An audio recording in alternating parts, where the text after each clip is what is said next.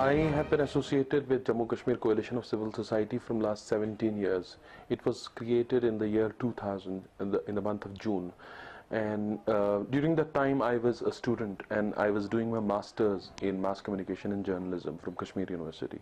So immediately after finishing my masters in journalism, I came out and I became a full-time worker in this organization. And since then we are involved in human rights documentation, then litigation in the courts on the human rights cases, and also we are trying to do our best through lobbying and campaigns in India but also internationally.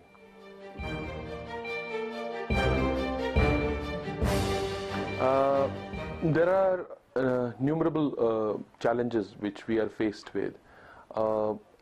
The primary challenge as a human rights worker in a conflict zone is security, and we have been attacked several times by the state forces.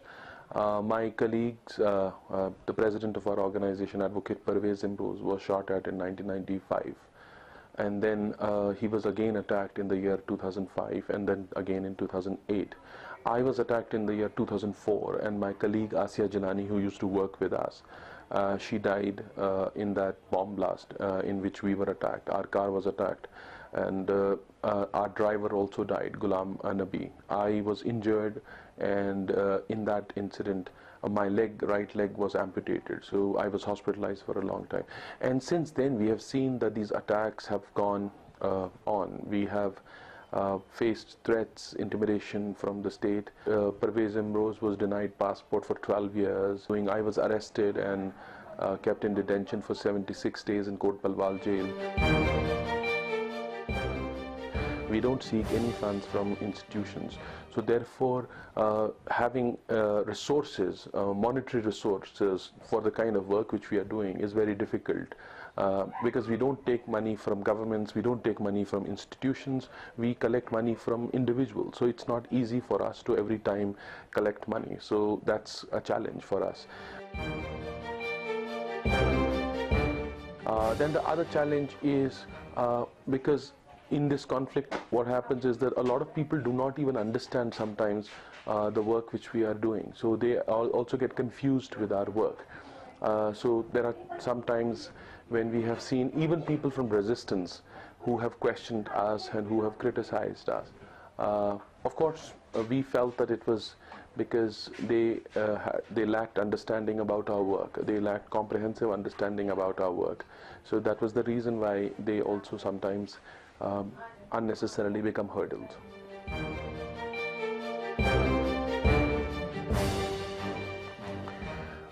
We are an organization because we are a community organization, and we do not believe in being oblivious to the political context within which we are working. So we believe that the context of these human rights violations which are taking place has to be every time kept into consideration and mentioned in our work. So this is a conflict, and this conflict is basically a military occupation by India. So because it is military occupation, so we do not believe that occupation, a military occupation, and democracy can coexist. It is impossible.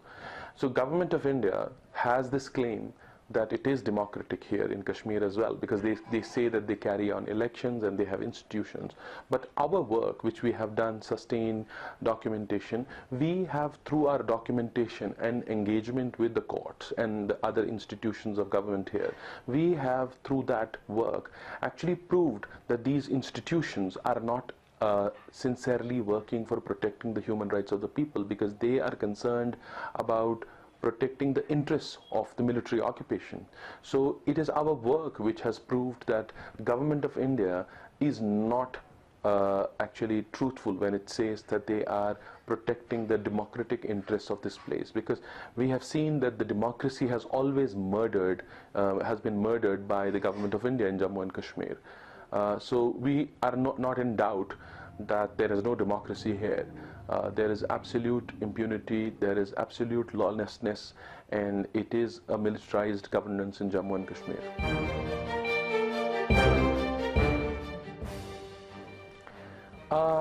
There are many people who are very sympathetic about what is happening in Jammu and Kashmir.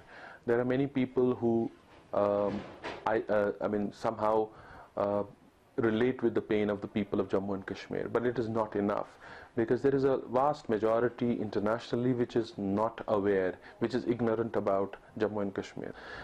So we believe that this international community has been deliberately misled by Indian government, but also there are other vested interests. And I think groups like us and Kashmiri civil society groups at large and the diaspora in the international, in the different cities of the world, the Kashmiri diaspora needs to play a very effective role. We see many of them have been doing a lot of work, but we need to have more synchronized efforts for this goal of educating the international community about the truth in Jammu and Kashmir, because there is very less known about Kashmir.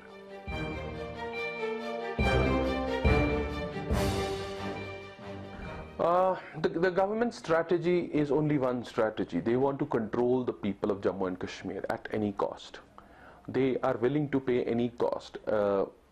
And the only weapon which the government of India has, the only response which government of India has, is violence. So there is absolute clarity on the part of the government of India that they would want to continue to control this place through violence, through subjugation and through tyranny.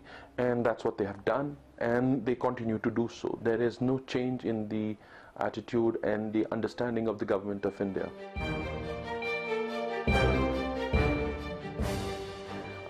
The resistance camp we have seen is consistently trying to highlight the issue of Kashmir internationally, and locally they're trying to keep the flame of resistance alive. And I think that's the overall policy, and that's the overall strategy of the resistance groups. So I think in a protracted conflict like Jammu and Kashmir, it is not possible to see an overnight change because people come out on streets.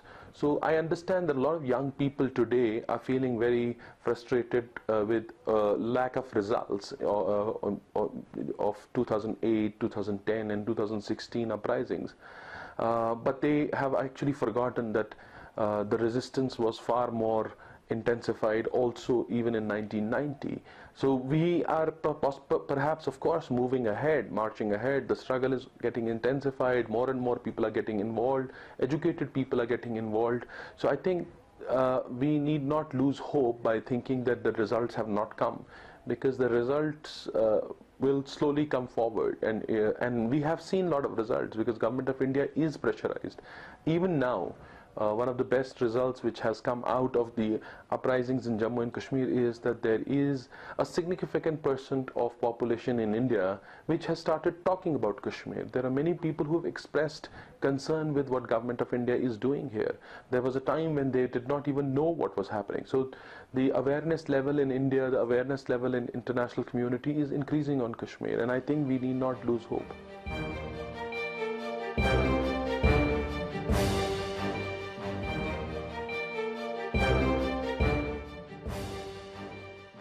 We have already, last year when I was supposed to go to UN, we had prepared a report which we submitted for the Universal Periodic Review of India at UN. So we submitted that report despite the fact that I was arrested. So that report was submitted, and even after that many other reports and documentation has been submitted to UN for India's UPR, and we are hopeful that something meaningful will come out through the efforts which have been initiated by us and many other groups working on Kashmir.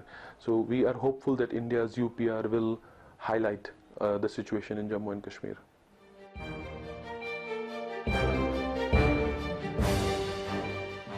There are two ways only. I look at it only from two ways. One is if government of India and Pakistan come forward and agree to have a referendum in Jammu and Kashmir and allow people of all regions of Jammu and Kashmir to exercise their right to self-determination, and people can vote for independence, people can vote for Pakistan and India.